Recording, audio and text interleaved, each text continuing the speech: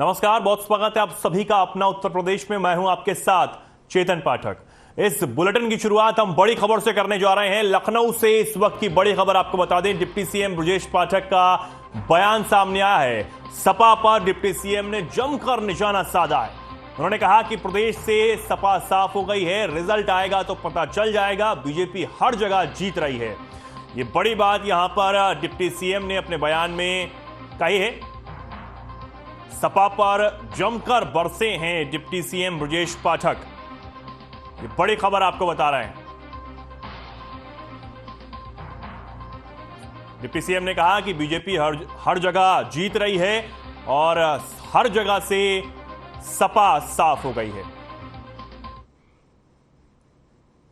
तो Brajesh Pathak deputy CM ने सपा पर जमकर निशाना साधा है।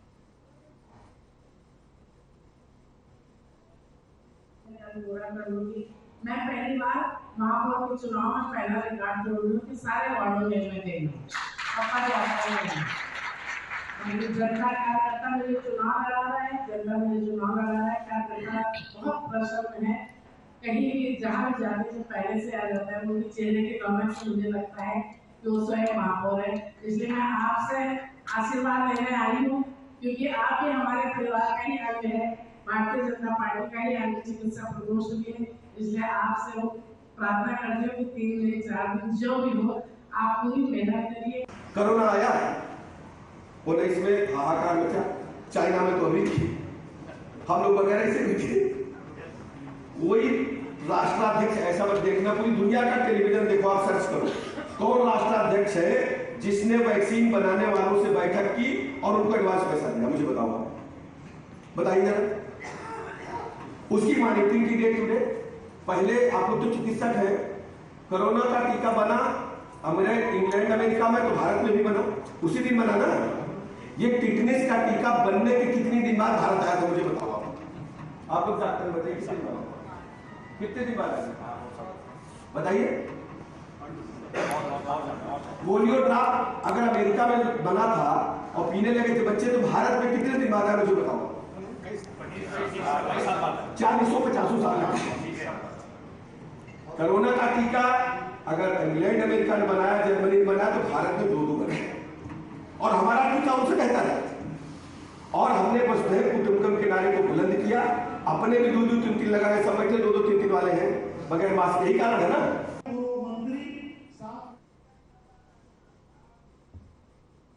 अब खबर मेरठ से है, जहां सपा गठबंधन में अंदरूनी फूट सामने आई है। बता दें कि जिले में प्रेस वार्ता होनी थी जिसमें गठबंधन प्रत्याशी कोई भी नहीं आए, जिसके बाद से सपा मेयर प्रत्याशी सीमा प्रधान का सपा पार्टी में विरोध हुआ है। जहां चुनाव से 8 दिन पहले आरएलडी के नेताओं ने समर्थन करने की घोषणा की थी, जहां टिकट नहीं मिलने से वो नाराज चल रहे थे।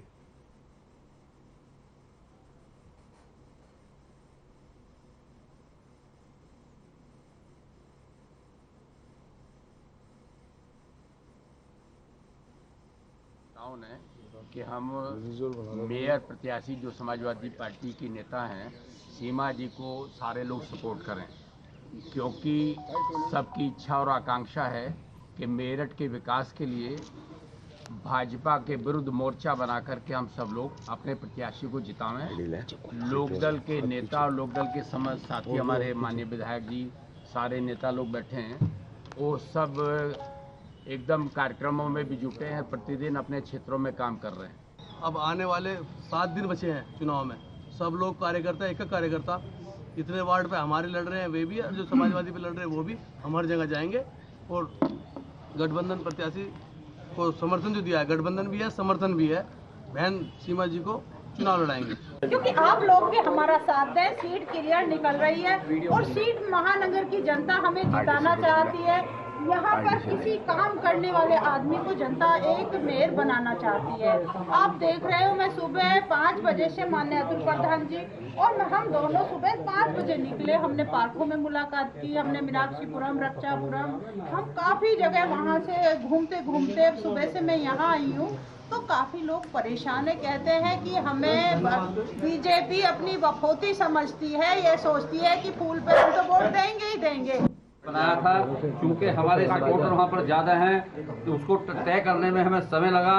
2:50 को वो पर्चा लेकर के गया, उसको पर्चा दाखिल नहीं करने दिया। और इसी तरह से हमारा ही नहीं, जो आपका स्वामीपाड़ा वार्ड है उसमें एक ईशांक गोस्वामी पर्चा दाखिल करने गया, उसके पिताजी के साथ भी बदतमीजी की गई। तो ऐसा नहीं है कि हमने कैंडिडेट नहीं उतारा, हमने कैंडिडेट उतारा था वहाँ, उसका पर्चा दाखिल नहीं करने दिया। इस पर आप कोई एक्शन लेने जा रहे हैं? हमने इलेक्शन कमीशन को भेजा, उसका वो थाने को बताया हमने, सब जगह जहाँ बता सकते थे उस जगह हमने उसको सूचित किया।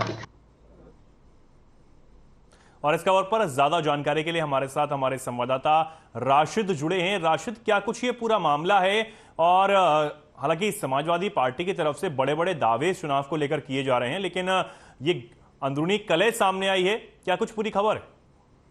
बिल्कुल, आपको बताएं, जिस तरीके से अभी आपने सुना है कि एक बौखलाहट यहाँ पर नजर आ रही थी सपा और आरएलडी के नेताओं में। इनसे जब सवाल किया गया कि उनमें आपस में मतभेद क्यों है, क्यों एक सपा के बड़े लीडर जो पूर्व कैबिनेट मंत्री भी रहे, शाहिद मंजूर और सिठौर से विधायक भी हैं, वो हर सभा में गठबंधन की नजर नहीं आए, क्यों रफीक अंसारी जो शहर विधायक हैं वो इनके साथ नजर नहीं आए, क्योंकि रफीक अंसारी खुद अपनी पत्नी के लिए टिकट मांग रहे थे, लेकिन उसमें बाजी सरदना के विधायक अतुल प्रधान ने मार ली और अपनी पत्नी को मेयर का टिकट दिलाने में वो कामयाब रहे। तो आरएलडी और असपा और सपा, ये तीनों के गठबंधन की बात कही जा रही है। आज जबकि चुनाव में 9 दिन शेष बचे हैं, तो 9 दिन के अंदर गठबंधन क्या गुल खिलाएगा ये तो वक्त ही बताएगा।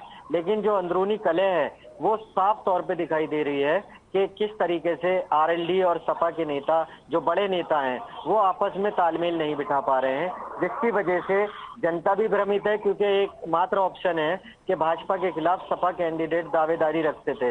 लेकिन यहाँ पर ऐसा लग रहा है कि सपा और भाजपा की लड़ाई में कहीं बहुजन समाज पार्टी का जो कैंडिडेट है वो बाजी ना मार ले, तो ये एक बड़ा विषय यहाँ पर है। और ये जो इनका अंदरूनी कलह है, इसका सीधा सीधा फायदा बसपा को होता हुआ यहाँ पर नजर आ रहा है।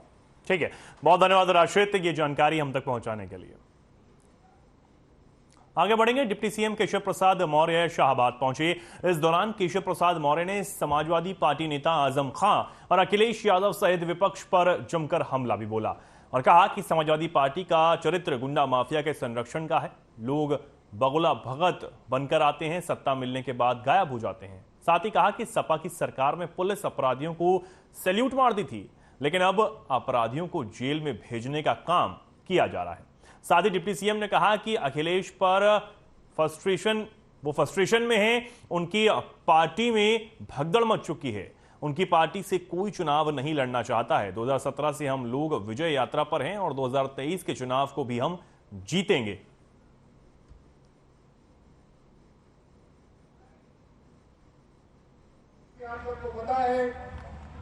किएगा, अगर माननीय नरेंद्र मोदी जी के नेतृत्व में प्रचंड बहुमत नहीं होता तो क्या धारा 370 जम्मू कश्मीर से हट जाती क्या? अगर माननीय नरेंद्र मोदी जी के नेतृत्व में बहुमत नहीं होता तो अयोध्या में रामलला का भव्य मंदिर बन पाता क्या? बाबूजी ने जिसके लिए अपनी कुर्सी को न्यौछावर किया था वह स्वप्न अधूरा रह जाता। ऐसे अनेक काम जो गरीब कल्याण के हो रहे हैं, जिससे यह सारे भ्रष्टाचारी गुंडे अपराधी माफिया बेचैन है, वह सारा काम इसलिए हो पा रहा है कि देश में माननीय मोदी जी के नेतृत्व में और उत्तर प्रदेश में आदरणीय योगी जी के नेतृत्व में प्रचंड बहुमत की सरकार आपने बना करके दी है, इसलिए यह सारा काम हम लोग कर पा रहे हैं। समाजवादी पार्टी का चरित्र गुंडागर्दी का है, अपराध का है, माफियाओं का संरक्षण करने का है। वो कभी गरीबों के बारे में नहीं सोचते। आप सबको पता है, यहाँ की 13 सीटों में से पिछली बार मात्र एक सीट बाबा साहब भीमराव अम्बेडकर जी की। और लखनऊ से इस वक्त की बड़ी खबर आपको बता दें, सिंगार नगर मेट्रो स्टेशन पहुंचे थे अखिलेश यादव। बीजेपी ने लखनऊ को कचरा बना दिया, ये अखिलेश यादव ने बयान दिया है। बीजेपी सरकार में लूट और भ्रष्टाचार बढ़ा है, यह अखिलेश ने कहा है। नालियों तक की सफाई नहीं हो पाई है, जनता के लिए बीजेपी ने कोई काम नहीं किया। ये तमाम बातें अखिलेश यादव ने मेट्रो स्टेशन पहुंचकर की हैं। तो ये बड़ी खबर आपको लखनऊ से बता रहे हैं। सिंगार नगर मेट्रो स्टेशन अखिलेश यादव पहुंचे, जहां उन्होंने बीजेपी पर जमकर निशाना साधा और कहा कि बीजेपी ने लखनऊ को कचड़ा बना दिया है। जनता के लिए बीजेपी ने कोई भी काम नहीं किया है।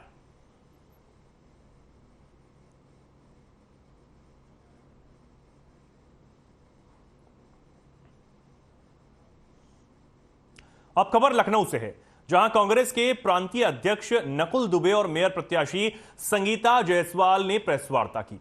प्रेस वार्ता में नकुल दुबे का बयान सामने आया कि एक पेपर में खबर पड़ी कि पूर्व मंत्री समेत कांग्रेस के 12 प्रत्याशी बीजेपी में शामिल हुए। कांग्रेस के 12 प्रत्याशियों और पूर्व मंत्री की बीजेपी में ज्वाइनिंग की फर्जी खबर चलाई गई। आखिरकार कब तक बीजेपी झूठ का सहारा लेगी? एक बेटी तो चलकर मर गई। डिप्टी सीएम ने कहा कि उसको 1 करोड़ मुआवजा और सरकारी नौकरी दी जाएगी, मगर आज तक नहीं दी गई।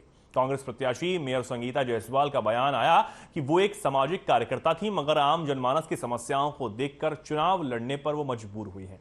आज लोग गंदा पानी पीने को मजबूर हैं, सड़कें खुदी पड़ी हैं, नालियां खुली हुई हैं, जलभराव से पुराने शहर में पूरा गंदगी का आभार लगा हुआ है। गंदगी और ट्रैफिक जाम पूरे लखनऊ की समस्या बन चुका है। ट्रैफिक सिग्नल पर भीख मांगने वालों के लिए भी व्यवस्था होनी चाहिए। जो कि वार्ड नंबर 27 जहां पर रीना यादव प्रत्याशी ने बताया है, वहां पर निहाल अहमद जी जो कि सदस्य जिला पंचायत है वार्ड नंबर 9 से और जिला सदस्य जिला योजना समिति लखनऊ, उन्होंने निवेदन किया है श्रीमती रहमतुल निशा जो कि उनकी धर्मपत्नी है, उनके लिए 27 नंबर वार्ड से कांग्रेस पार्टी को समर्थन देना दे। मैं आपसे कहना क्या चाहता हूँ कि आखिर ये झूठ कब तक चलेगा हमारे देश में? आखिर ये प्रदेश, हमारा उत्तर प्रदेश सच बात के लिए हमेशा जाना जाता है। खाने के लिए बहुत बढ़िया है, लेकिन जो दिल की धड़कन में बसता है उनकी हालत वाकई बहुत बुरी है। उनको आए दिन बहुत सी परेशानियों का सामना करता है। तो पूरा घर आपको आपके घरों के बीच, आपके जहाँ व्यापार चलते हैं, जहाँ आपका घर रहते हैं, जहाँ घनी आबादी है, उसी में बीचों बीच खड़े किए गए हैं। घर से कूड़ा निकलता है, उन आबादियों के बीच वहाँ पे इकट्ठा हो जाता है, जो वहाँ पे सड़ता है और गंदगी से जो सड़क होती है, बारिश में पानी, बारिश होने से या कोई भी सड़क के बाद जो बीमारी पैदा होती है, उससे लखनऊ शहर सबसे पहले पुराने शहर पे आफत आती है। और लखनऊ से इस वक्त की बड़ी खबर, डीएम ने निकाली रैली। नगर निकाय चुनाव को लेकर यह रैली निकाली गई, लोगों को जागरूक किया गया। ये बड़ी खबर आपको बता रहे हैं, डीएम ने रैली निकालकर नगर निकाय चुनावों को लेकर लोगों को जागरूक किया है।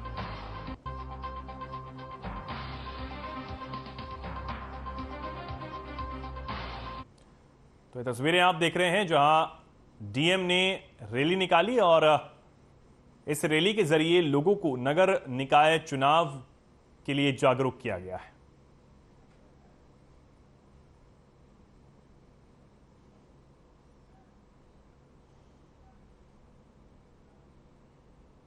बड़ी खबर लखनऊ से, लीना जौहरी ने किया निरीक्षण। निर्वाचन प्रशिक्षक हैं लीना जौहरी।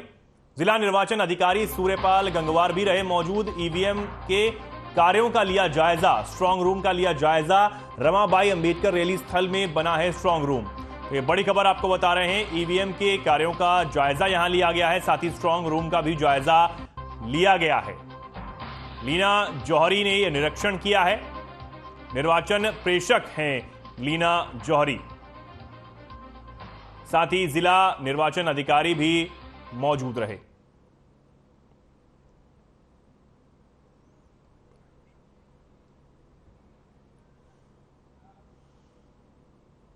अब बड़ी खबर, कन्नौज से मजदूर दिवस पर श्रमिक हुए सम्मानित। सपा नेता नवाब सिंह यादव ने सम्मानित किया है। जिले के 12 मजदूरों को सम्मान में पगड़ी पहनाई गई है। देश की बुलंदी बिना मजदूरों के असंभव है, यह नवाब सिंह ने कहा। सपा कार्यालय में हुआ मजदूर सम्मान समारोह। ये बड़ी खबर आपको बता रहे हैं, देश की बुलंदी बिना मजदूरों के असंभव, ये सपा नेता ने कहा। और मजदूर दिवस पर श्रमिक सम्मानित यहां किए गए। सपा कार्यालय में सपा नेता ने 12 मजदूरों को सम्मान में पगड़ी पहनाई। बड़ी खबर आपको बता रहे हैं, मजदूर दिवस पर श्रमिक सम्मानित हुए हैं। कन्नौज की तस्वीरें हैं जहां सपा नेता नवाब सिंह ने मजदूरों को सम्मानित किया है।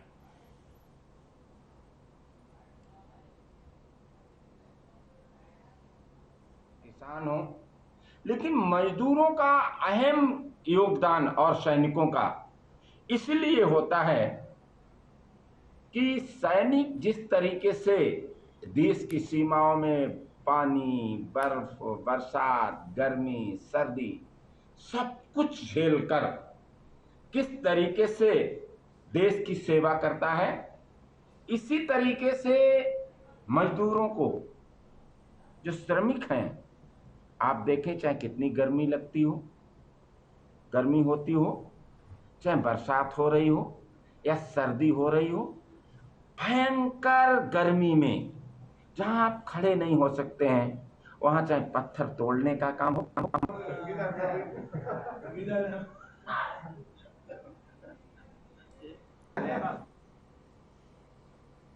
अब खबर कन्नौज से है जहां एसपी ने तालग्राम थाने का औचक निरीक्षण किया है। साथ ही उन्होंने चुनाव को लेकर कार्रवाई की जानकारी ली है। साथ ही एसपी ने बचे हुए अपराधियों पर कड़ी कार्रवाई के निर्देश भी दिए हैं। बता दें कि एसपी कुंवर अनुपम सिंह इलाके के मतदान केंद्रों पर भी पहुंचे और शांतिपूर्ण मतदान के लिए सुरक्षा व्यवस्था का जायजा लिया। साथ ही निरीक्षण के दौरान उन्होंने जनता से संवाद किया। साथ ही एसपी ने जनता को शांतिपूर्ण मतदान का भरोसा भी दिलाया है।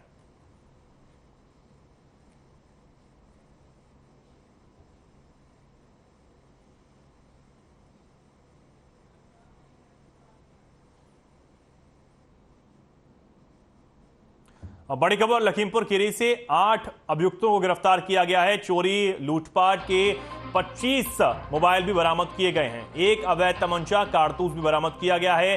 सदर कोतवाली पुलिस ने गिरफ्तारी यहां की है। चोरी लूट की घटनाओं को ये अंजाम दे चुके हैं। पुलिस निकाल रही है आपराधिक इतिहास। तो ये बड़ी खबर आपको बता रहे हैं जहां पुलिस ने 8 अभियुक्तों को गिरफ्तार किया है। लखीमपुर खीरी से बड़ी खबर आपको बता रहे हैं। लूट के 25 मोबाइल भी इनके पास से बरामद किए गए हैं। चोरी लूट की घटनाओं को ये अंजाम दे चुके हैं और अब पुलिस ने बड़ी कार्रवाई करते हुए इन्हें गिरफ्तार किया है।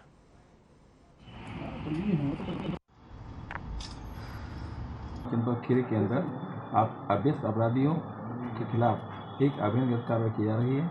उसी अभियान की श्रृंखला में जगह जगह सभी विभाग की चेकिंग और वाहनों की चेकिंग की जा रही है। तो आज रात्रि में एसएचओ सदर साहब को जरिए मुखबिर खास से सूचना मिली थी कि कुछ व्यक्ति खड़े हैं, संदिग्ध हो सकते हैं, जो घटना करने के फिराक में हैं। इस सूचना पर तत्काल सर्विलांस टीम और एसएचओ सदर साहब अपने में फोर्स से रवाना हुए और जो संदिग्ध लोग थे उनको रिटर्न किया गया। लखीमपुर खीरी के गंगोत्री नगर मोहल्ले से मानवता को शर्मसार करने वाला वीडियो सामने आया है। आपको बता दें कि दबंगों ने महिला को सड़क पर घसीट कर जूतों से पीटा। सरेराह पिट रही महिला को लोग तमाशबीन बनकर देखते रहे। मामले का वीडियो सोशल मीडिया पर जमकर वायरल होने के बाद पुलिस ने आनन फानन में दोनों दबंगों को हिरासत में लिया और मामले की जांच पड़ताल शुरू कर दी।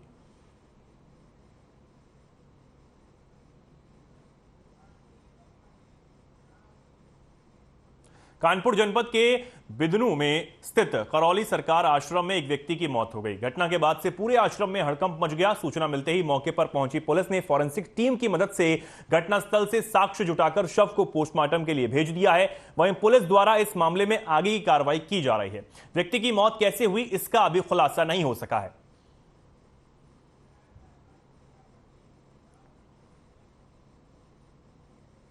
खबर कानपुर से है जहां शहर में कपड़ा व्यापारी, मार्बल व्यापारी और अन्य व्यापारी अपना व्यवसाय करते हैं, जो अपनी लोडर ट्रक और अन्य माध्यम से सामान को एक स्थान से दूसरे स्थान पर भेजते हैं। यातायात की समस्याओं और शहर के प्रमुख स्थानों पर नो एंट्री किए जाने पर जिस पर डीसीपी यातायात ने दोपहर 12 बजे तक नो एंट्री का समय बढ़ाकर 8 से 12 बजे तक कर दिया और गलत तरीके से हुए चालान को निरस्त करने का आदेश किया था। लेकिन उनके आदेश के बावजूद ट्रैफिक पुलिस ने व्यापारियों का उत्पीड़न और गलत तरीके से चालान किया। सुबह 8 बजे से नो एंट्री लागू कर दी गई थी, जिस कारण व्यापारियों के व्यापार पर भारी संकट आ गया। अगर यह स्थिति रहेगी तो शहर के व्यापारी समाप्त हो जाएंगे। बात की जाए व्यापार और व्यापारियों की तो वे पूर्ण रूप से प्रभावित हो रहे हैं।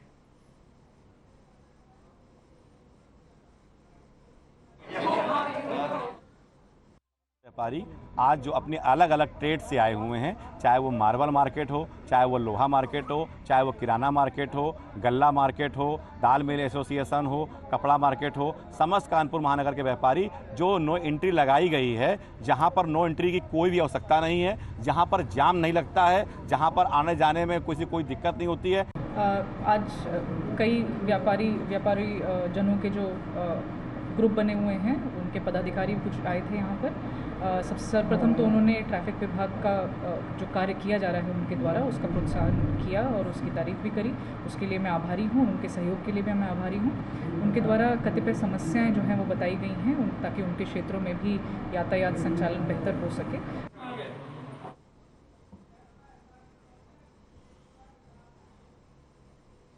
कानपुर में लगातार होटलों की आ रही शिकायतों को देखते हुए कलेक्टरगंज एसीपी तेज बहादुर सिंह ने होटल संचालकों को बुलाकर अपने कार्यालय में बैठक की, जहां पर एसीपी ने होटल संचालकों को यह हिदायत देते हुए कहा कि बिना आईडी के होटल संचालक नाबालिग युवती और युवकों को कमरा ना दें।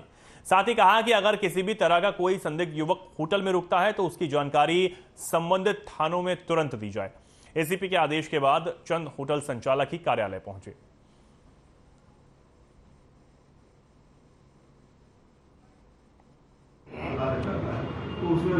असल में जो हमारा क्षेत्र है, विशेषकर होटल वाला क्षेत्र है, तो ये था कि 3-4 बिंदुओं पे इनको बताने के लिए यहाँ पर बुलाया गया था कि जैसे कोई भी अनैतिक तेज व्यापार या स्पा सेंटर इलीगल रूप से नहीं चलाएगा। और फिर आगजनी की घटना हुई तो उसके संबंध में बताया गया कि आगजनी की जो घटना हुई तो उसके संबंध में आगजनी के भी न होने के उपाय कर लिए जाएँ। साथ ही साथ अकॉर्डिंग टू लॉ जो भी बाहर से रुकने वाले लोग हैं उनके लिए आईडी लेकर के ही रुकाएं और अन्य सुरक्षात्मक संदेश उनको प्रदान किए गए। उसी संबंध में विचार विमर्श किया गया। हमारे स्थानीय पुलिस पब्लिक कहती है तो होटल भी उसमें आपसे।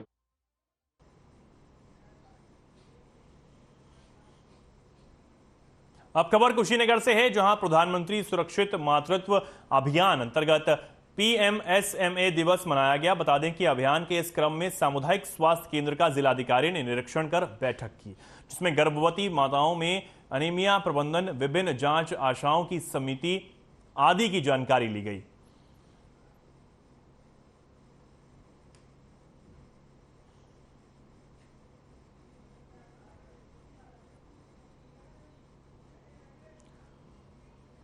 जिले में सामुदायिक स्वास्थ्य केंद्र का निरीक्षण यहां किया गया। कुशीनगर से खबर आपको बता रहे हैं, जहां जिलाधिकारी ने निरीक्षण कर बैठक भी ली।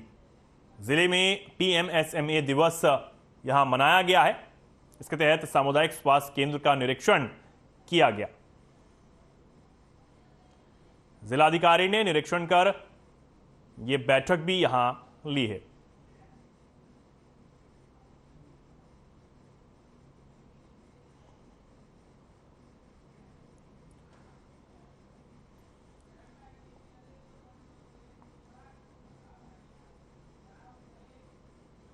अब खबर ललितपुर से है, जहां प्रथम चरण के चुनाव के प्रचार के लिए मात्र 2 दिन ही बाकी रह गए हैं। चुनाव प्रचार के लिए चौका बाग से स्टेशन तक सत्तारूढ़ दल बीजेपी का रोड शो आयोजित किया गया। पूरे रोड शो में बीजेपी ने सत्ता की हनक दिखाई। रोड शो में अनियंत्रित भीड़ और वाहनों से जगह जगह सड़कों और चौराहों पर जाम लगा हुआ दिखाई दिया, जिससे आवागमन बाधित हो गया, जिसके बाद आम जनता को परेशानी झेलनी पड़ी। रोड शो के दौरान यह भी हुआ कि जाम में एम्बुलेंस भी फंसी दिखाई दी। इसमें मरीज जिंदगी और मौत से जूझता हुआ दिखाई दिया। बड़ी मुश्किल के बाद एम्बुलेंस को जाम से किसी तरह बाहर निकाला गया। रोड शो के माध्यम से बीजेपी के पदाधिकारियों के साथ साथ एक वर्ग विशेष ने ताकत दिखाई। वर्ग विशेष ने स्वजातीय प्रेम दर्शाते हुए जगह जगह पंडाल लगाकर जुलूस का स्वागत किया। रोड शो से आम जनता परेशानी झेलती रही। वहीं प्रत्याशी और दल के बीजेपी पदाधिकारी शक्ति प्रदर्शन करते रहे।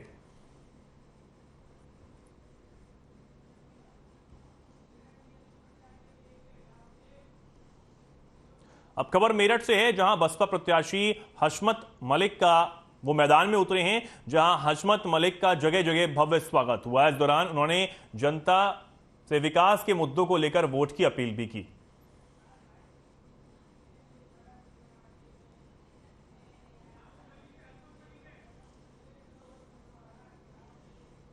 मामला पीलीभीत के बिलसंडा इलाके से है, जहां बबूरा गांव से देवनगरी लिलिहर जाने वाली सालों से टूटी हुई सड़क का निर्माण कार्य कराया जा रहा है। निर्माण को लेकर ग्रामीणों ने आरोप लगाया कि सड़क पर पड़ी गंदगी साफ नहीं की और यूं ही बजरी बिछा दी गई। साथ ही आरोप है कि सड़क के निर्माण में मानक के हिसाब से मटेरियल नहीं डाला जा रहा, जिससे सड़क 2 से 3 महीने में उखड़ जाएगी। आपको बता दें कि इसी थाने क्षेत्र में 2 महीने पहले वीडियो वायरल हुआ था, जिसमें साफ दिखाई दे रहा था कि गौनियों से बेहटी गांव जाने वाली सड़क पर मिट्टी के ऊपर बजरी बिछा दी गई थी। मामले को लेकर बीजेपी विधायक ने नाराजगी जताते हुए अधिकारियों की जमकर फटकार भी लगाई थी, जिस पर कार्रवाई करते हुए आला अधिकारियों ने मौके पर पहुंचकर एफआईआर दर्ज कराई थी। अब देखने वाली बात यह होगी कि मामले को लेकर पीडब्ल्यूडी विभाग कब एक्शन लेता है। बन रही है, बाकी यह काफी सालों बाद बन रही है। कहाँ से कहाँ तक ये सड़क जाती है? ये बबूरे से लिलहार मार्ग तक है, चौराहे तक बन रही है। तो क्या लग रहा है इसमें, किस तरीके से बिछना चाहिए, किस तरह के बिछा रहे हैं? इसको फिलहाल पहले तो मशीन से इसकी सफाई होनी चाहिए थी, जैसे मेन रोड आगे वाला हाईवे जो बना है उस तरीके से इसकी सफाई होती रोड की, उसके बाद ये फिर बनती है। बबूरे से जा रही लिलहार मार्ग तीर्थ है, जहाँ पे किस समय कैसे बन रही है सड़क? ये बने बहुत मिट्टी पे रुकी हुई है, बहुत बरसों के बाद बनने वाली है। मिट्टी के ऊपर माल डाला जा रहा है? हाँ, मिट्टी ऊपर कुंतल, वो भी बढ़िया नहीं पड़ रहा है माल। क्या लग रहा है कब तक चलेगी ये सड़क? ये बहुत चल जाए, 1-2-3 महीने बाद, 1-2-3 महीना इससे ऊपर नहीं चलेगी। अब खबर सरधना से है, जहां विधायक अतुल प्रधान का वीडियो सोशल मीडिया पर तेजी से वायरल हो रहा है। आपको बता दें कि वीडियो में अतुल प्रधान एक नेता पर विवादित बयान दे रहे हैं। बता दें कि जो वीडियो सोशल मीडिया पर वायरल हो रहा है वो वीडियो पुराना बताया जा रहा है। इस चुनाव में पुराने वीडियो को वायरल करते हुए अतुल प्रधान से जवाब मांगा गया है। सादी याकूब से भी बचना, यह पहले भी आया था, सिर्फ इसी की वजह से ये दिन देखने के लिए मिले हैं। सारे लोग प्रचार कर रहे हैं, सारे लोग मीटिंग कर रहे हैं, ऐसा कहीं कोई बात नहीं है जिस तरह की आप बात कर रहे हैं। सारी पार्टी एकजुट होकर के काम कर रही है और मैं समझता हूँ कि अभी 7 तारीख को या 5 और 7 तारीख को माननीय हमारे राष्ट्रीय अध्यक्ष जी और आपके लोकदल के राष्ट्रीय अध्यक्ष जी और चंद्रशेखर जी, तीनों लोग मेरठ में आकर के एक बड़ी सभा। फिलहाल के लिए खबरों में इतना ही। नमस्कार।